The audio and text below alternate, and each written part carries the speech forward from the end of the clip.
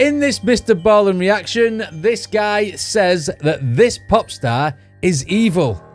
Isn't most pop stars like this? See, we like metal and rap and stuff you see on this channel. Anyway, maybe the evil pop star is going to do something bad to the like button. So let's find that out. Okay, Mr. B.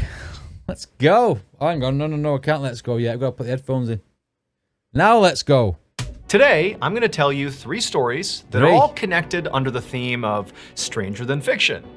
But they really couldn't be more different from each other. I mean, these are 3 very diverse stories, ranging from almost comical to very dark. But regardless, I know you're going to like them. But before we get into today's stories, if you're a fan of the strange, dark, and mysterious delivered in story format, then you've come to the right place, because that's all we do, and we upload once a week. So if that's of interest to you, please follow the like button to the grocery store, and every time they're not looking, secretly steal items from their cart. Also, please subscribe to our channel and turn on all notifications so you don't miss any of our weekly Shut up, Mr. Ballen. Okay, let's get into today's stories. Morning and he's been watching too much Impractical Jokers, because they do things like that. We're taking things out your shopping trolley and stuff. Right, deja vu. I've got a feeling I've seen this before.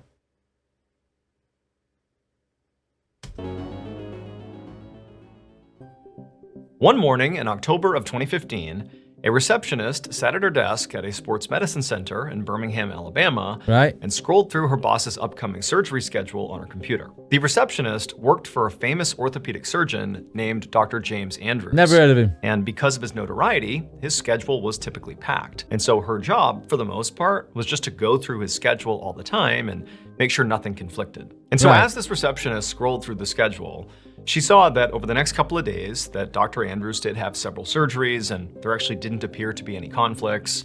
And so she began moving on to the next part of her job, which was to alert upcoming surgery patients about their upcoming surgery and to make sure that all their information and the timing of the procedure were all in line with whatever they were expecting. And so the next person up to get surgery by Dr. Andrews was this minor league baseball player whose name was Brady Feigl, and he was having an elbow surgery, and he was supposed to come in the following morning. So the receptionist called the number on file for Brady, but it actually wasn't Brady's phone number. It was Brady's baseball team's athletic trainer. And so, this guy picks up the phone, and the receptionist says, hey, just so you know, Brady has a surgery tomorrow morning.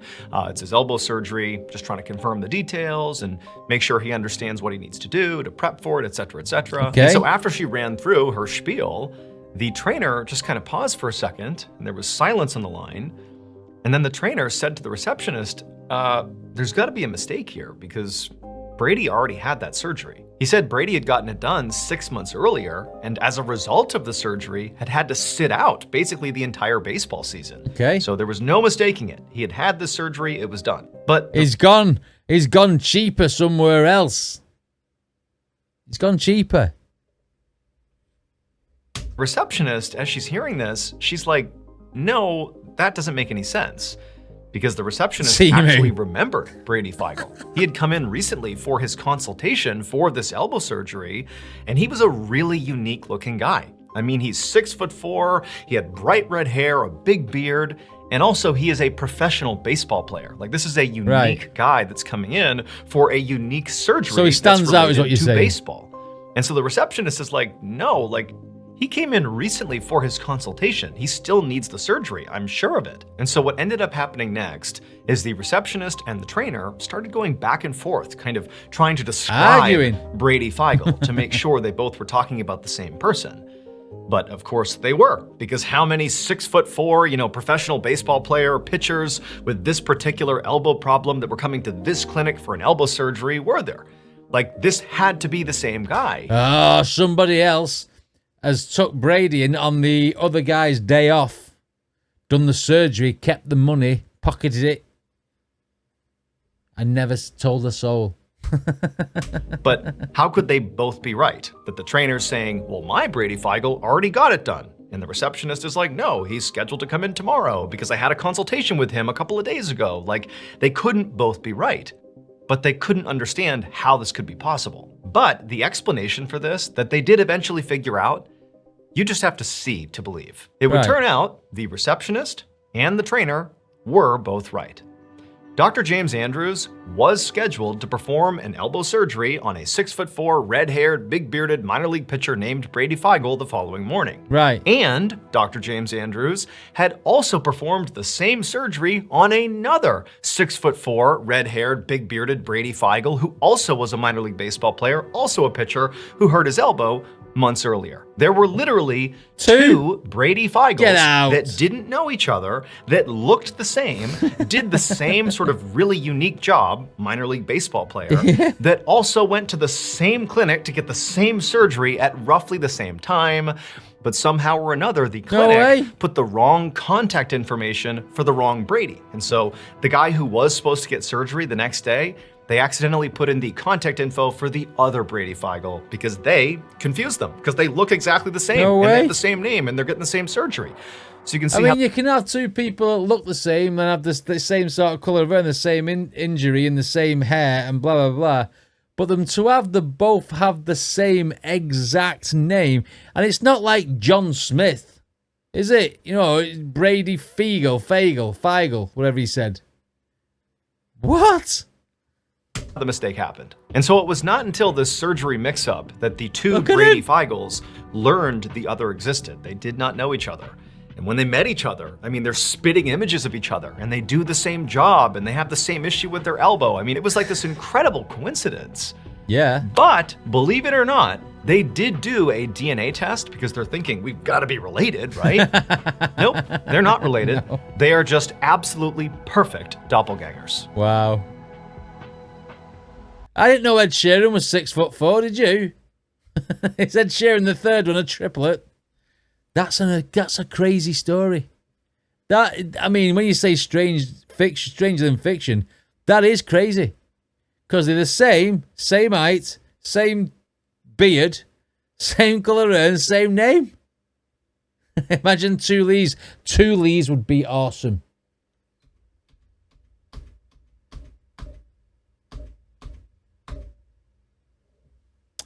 The next strange but fiction, stranger than fiction, is called Going Down.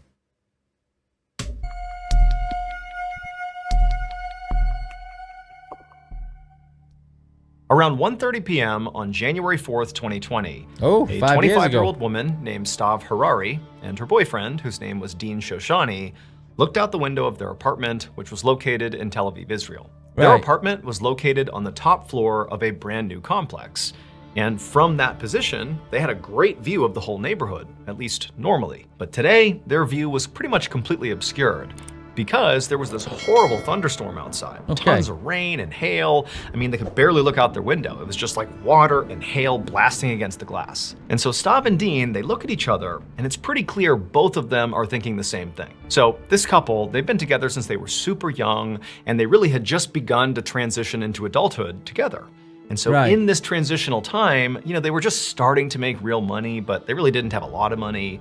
They'd put a lot of whatever they had into this apartment, and they also had recently purchased a car. And so the two of them, as they're looking at each other, they're thinking about that car, their investment.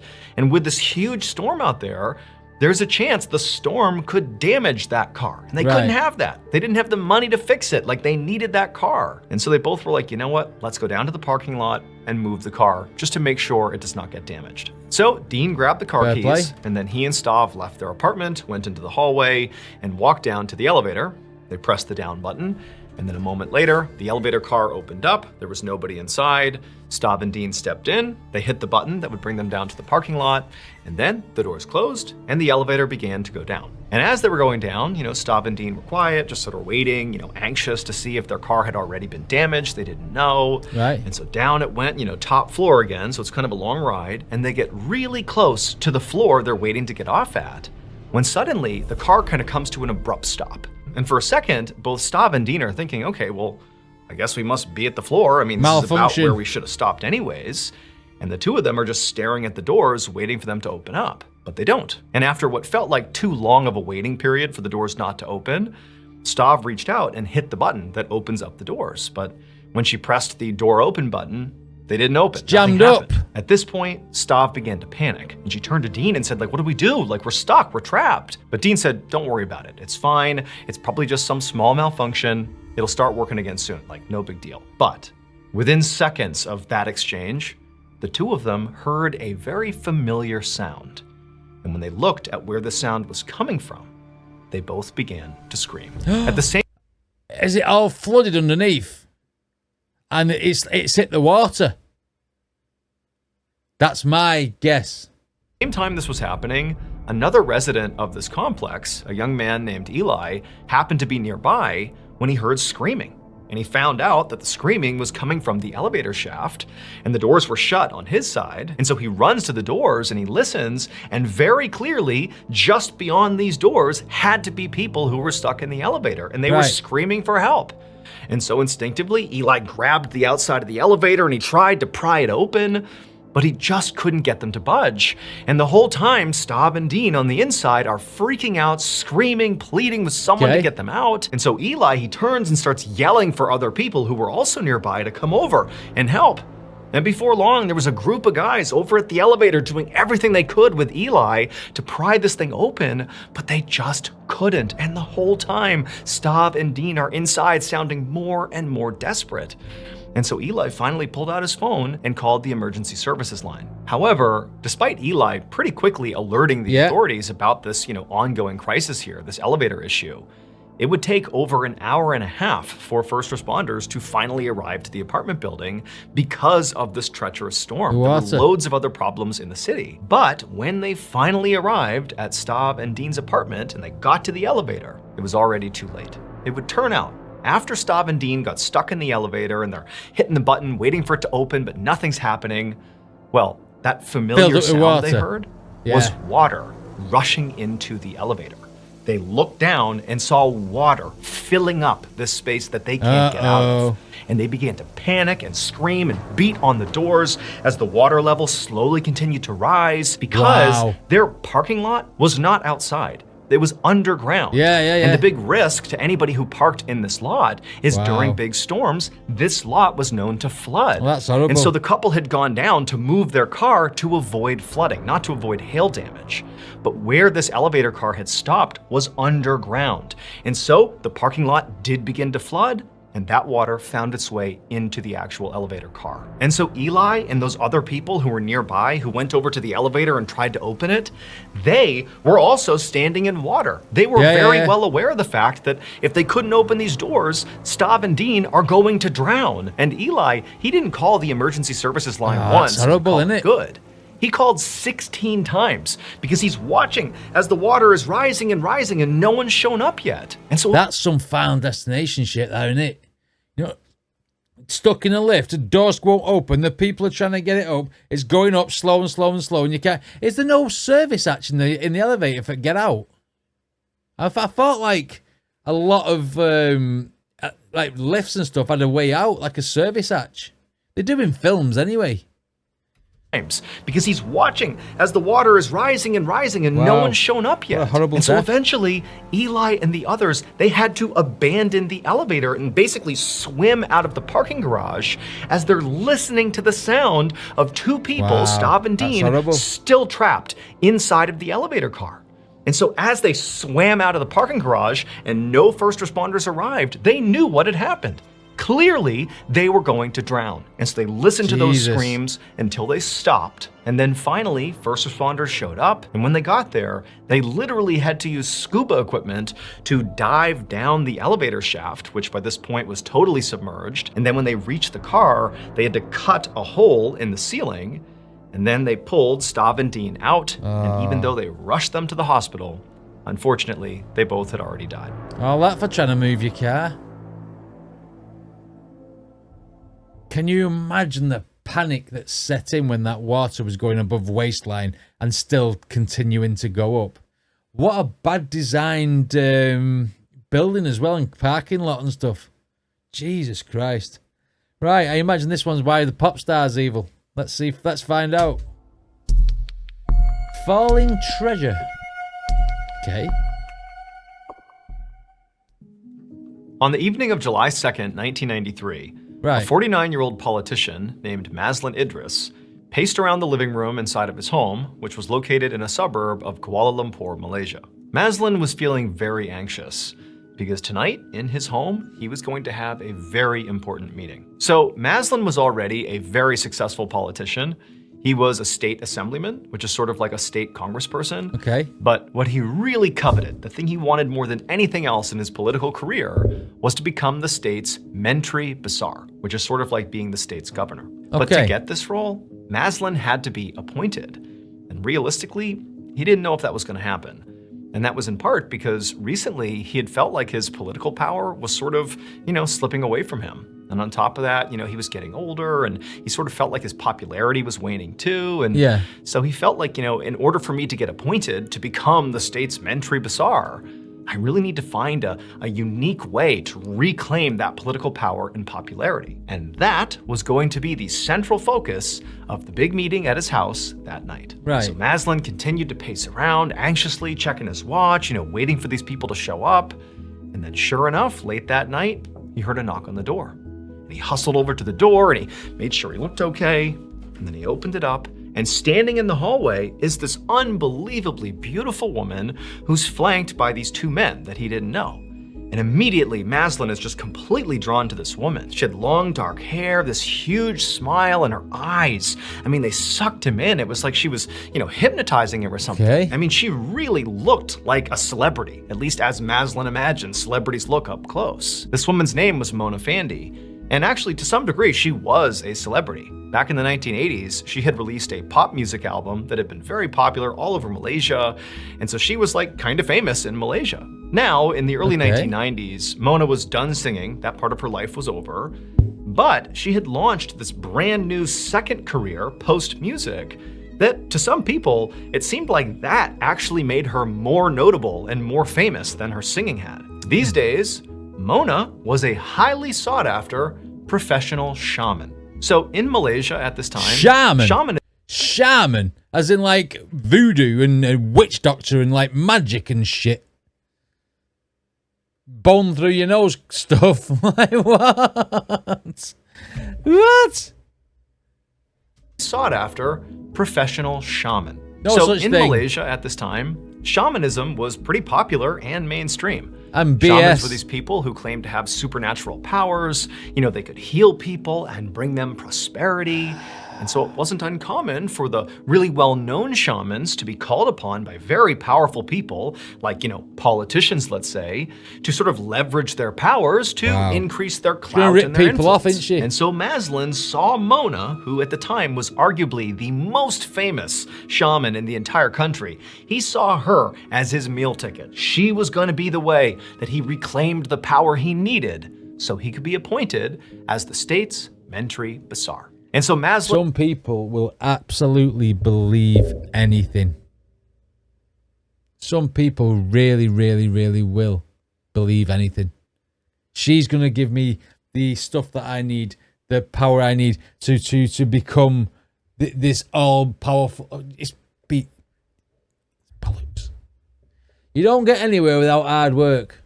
Very excitedly welcomed Mona and the two men, who were her husband and her assistant, into his home. And, even though Maslin had expected to see Mona tonight, he knew she was the one who'd be performing this ritual tonight, right. He still couldn't help but feel totally starstruck by her. And so as a result, he had a lot of nervous energy and he began sort of rapid firing, asking her questions about, how quickly will I see results and how's this gonna go? And, how successful are these things really? And Mona, as she's just looking at him and smiling, she just eventually reaches out as he's talking and just puts her hand on his shoulder and says, "It's okay. Why don't you show my husband and my assistant where the room is, where the space is that we're going to be doing this ritual tonight?" And at this, Maslin just totally shut up and he nodded. He sort of got the hint that he was sort of being too much here. Not having it. And he led them into this other room that he had cleared out for tonight. There was nothing on the ground. It was like a vacant room in his house. And right away, the assistant, he began spreading flower petals all over the ground, while Maslin began speaking to Mona's husband to work out payment details. This was... Of course they did. Right, I'm going to give you all this magic power. I'm going to bring you all this prosperity and fortune and blah, blah, blah. But first, give me some money. You know what I mean? Should pay her when you've got your job. Do you know what I mean? Not a free thing that he was getting. It was going to cost him the equivalent of tens of thousands of US dollars to get what he wanted here, to gain his power back. But Maslin didn't really care about how much this cost in money, because to him, it was absolutely worth it. And so once the payment details were handled, and Maslin was, ready, and the assistant had finished putting all the flower petals out, Mona walked over and told Maslin to come with her. And so he followed Mona, and they went into the ritual room that again is covered with flower petals. And she told Maslin to lay down on his back in the middle of the room. So he did that, he laid down, and he's looking up at Mona, and her assistant and her husband are off in the background. And Mona's got that big, dazzling smile, and she's staring right at him. She says, "Close your eyes and clear your mind. And all I want you to do is just focus on your desires for the future. What riches do you want to come to you? And focus solely on those." And so Maslin did this. In his mind's eye, he pictured himself becoming more politically powerful and more popular and landing the job of his dreams. And he's sort of narrating what he's saying out loud. And Mona's telling him, good, keep going, keep picturing those things. Delusions of grandeur. Delusions. People prey on people's beliefs and emotions to profit. Wow. I'm baffled that people would fall for this type of shite. And then at some point she's like, "Look, I want you to picture riches raining down from the sky on you, sort of symbolizing you getting these things that you want." The only person getting rich is her. And he began picturing the gold and the silver falling from the sky, landing on him.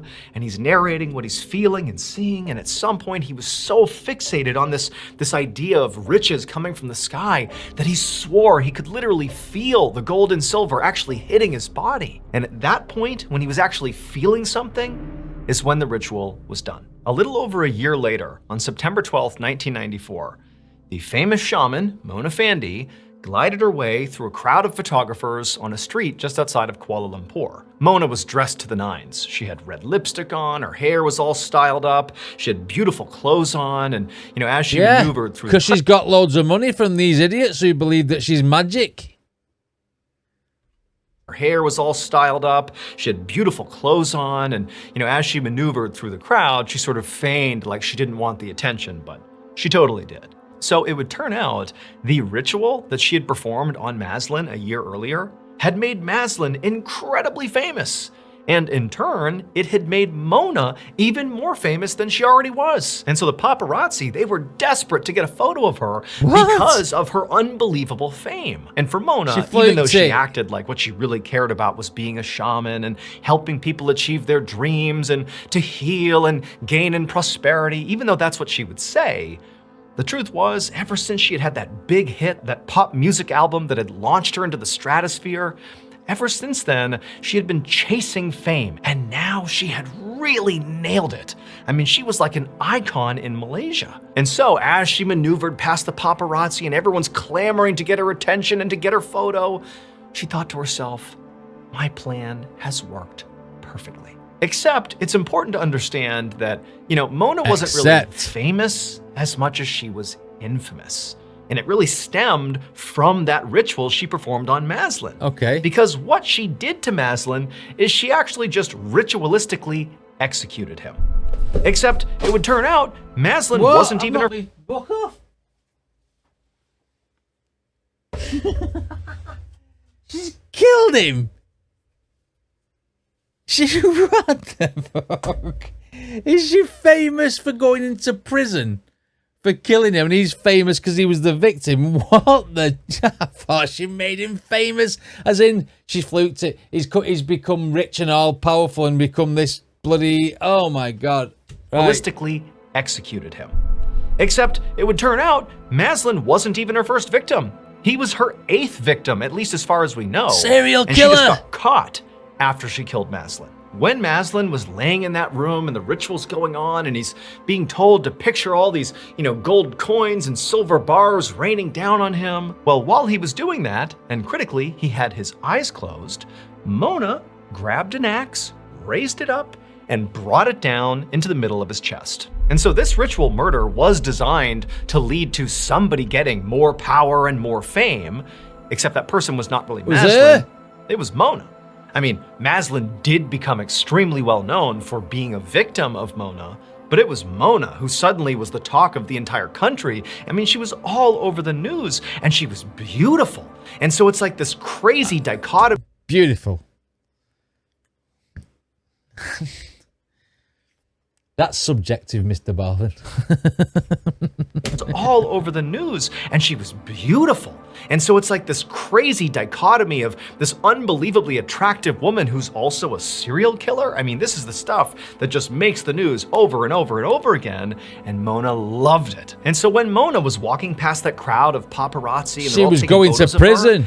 That was actually her walking to her murder trial. Every day, she would basically treat that walk up the steps to her murder trial as like her personal red carpet with all the paparazzi taking her photo. She'd dress up in these lavish outfits and smile for the cameras on her way to be tried for murder. And then ultimately, she was convicted of it and sentenced to death. But she was totally unfazed because for her, again, it was all about gaining this incredible notoriety, and she had succeeded. It was like the ultimate. It's borderline narcissism. This is borderline control. This is someone who, when you see some of the serial killers from the past who want to get caught, they do it because they want to be the best serial killer in history. They didn't care that they got caught. In fact, sometimes they'd probably tip the police off to get caught so that they would be able to confess the sins and be able to be like this person who is infamous for killing people, regardless of the consequences. And Mona was the same. Look at her smiling, going to court, getting sentenced to death. You're going to die. Oh, but don't look fabulous. Don't I look fabulous in my red dress on the red carpet? Because I'm dead famous now. You're going to die, but it doesn't matter.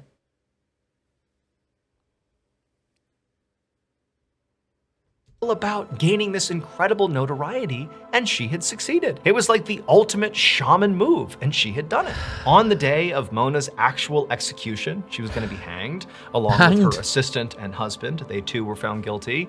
You know, on her walk to the gallows, we have all these reporters and all these photographers, and she's still flashing smiles and treating it again like it's her own personal movie premiere. I mean, she didn't care at all that she's literally about to be killed. And then literally her final words as the noose is being put around her neck were, "I'll never die."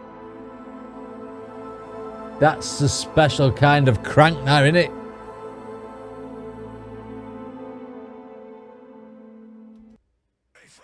That is a special type of crank lady. I mean, what the hell goes through your mind thinking the price you pay for fame is to be killed and you're okay with that? After killing 8 people, you know what I mean? These people didn't do anything to you. They've come asking for help to get rich quick with your shaman powers. Only power she had was swinging a freaking axe. Second story, wow, crazy, going down in the lift just to move a car. Should have left it where it was. But that's a really sad story. That's not diabolical like this last story. You know what I mean? The first one was quite a nice story. Coincidence. Two baseball players that looked the same. Was the same height. Had the same injury. Same name. That one was like, a nice story. Mr. Ballen set us up for these 2 big falls big time there. Anyway, what did you guys think of this? Let me know in the comments. Don't forget to check out the original video, and I'll see you next time.